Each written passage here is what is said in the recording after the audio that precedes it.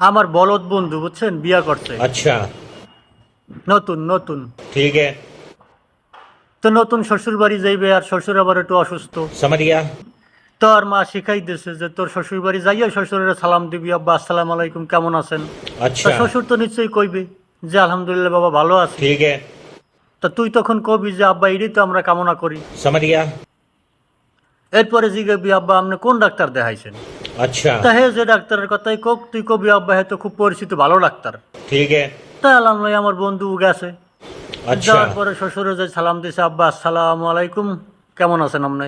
अच्छा শ্বশুরে কইল বাবা আমার অবস্থা ভালো না, যায় যায় দিন কবে জানি মইরা যাই। अच्छा তার মা তো শিখাই দিছে।